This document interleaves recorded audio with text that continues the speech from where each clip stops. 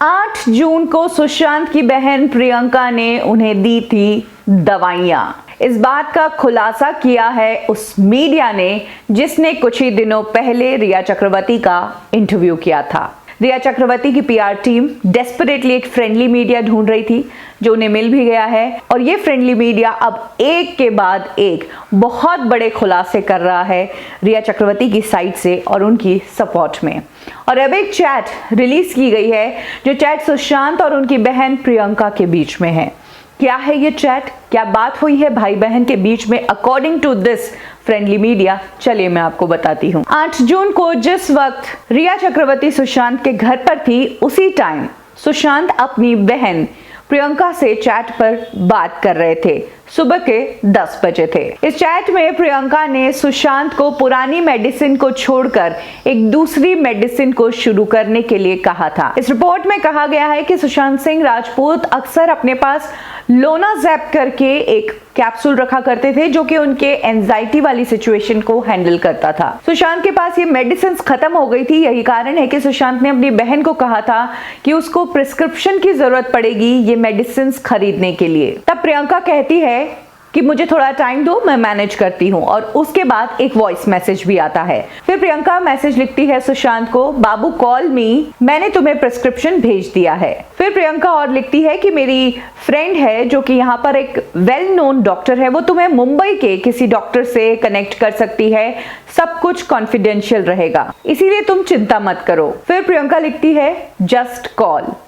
उसके बाद प्रियंका एक प्रिस्क्रिप्शन की फोटो भेजती है। फिर प्रियंका लिखती है कि ये प्रिस्क्रिप्शन है। वो बताती है कि ये दिल्ली का है लेकिन इससे प्रॉब्लम नहीं होनी चाहिए दवाइयां लेने में, और अगर कुछ प्रॉब्लम हो, अगर मेडिकल वाला कुछ सवाल करे तो तुम उसको कह सकते हो कि तुम्हारा ऑनलाइन ट्रीटमेंट चल रहा है। फिर सुशांत लिखते हैं ओके थैंक यू सोनू दी। इसके बाद इस रिपोर्ट में उन दवाइयों के बारे में बताया गया है जो दवाइयां सुशांत को प्रिस्क्राइब की गई थी। इन दवाइयों के नाम बताए गए हैं, साथ ही इन दवाइयों को किन सिचुएशन में लिया जाता है, किस बीमारी को ट्रीट करने के लिए ये मेडिसिन ली जाती है, उसके बारे में भी बताया गया है। एक लिब्रियम करके टैबलेट है जिसको आइसोमेनिया की कंडीशन में लिया जाता है, एंजाइटी अटैक्स में लिया जाता है, और शराब छोड़ने के बाद जो विड्रॉल सिम्टम्स होते हैं उसे मैनेज करने के लिए लिया जाता है। इस प्रिस्क्रिप्शन में एक नेक्सिटो 10 mg टैबलेट का भी नाम है।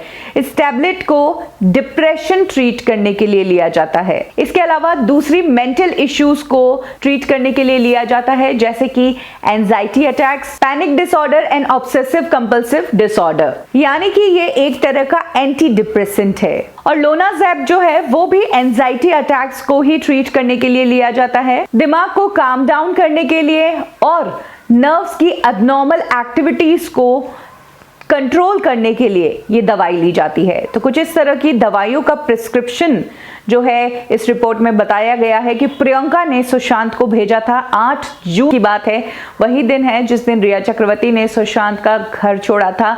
ये जो पूरी रिपोर्ट है ये रिया की टीम की तरफ से आई है, उस मीडिया के थ्रू जिस मीडिया ने हाल ही में रिया चक्रवर्ती का इंटरव्यू लिया था।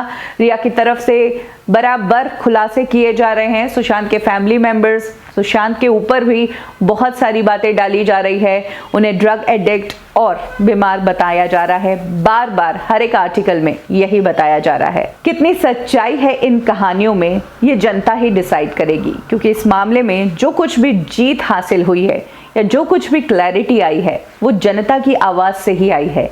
यही कारण है कि आप ही डिसाइड कीजिए कि रिया की ये बातें सच हैं या फिर सुशांत की फैमिली की बातें।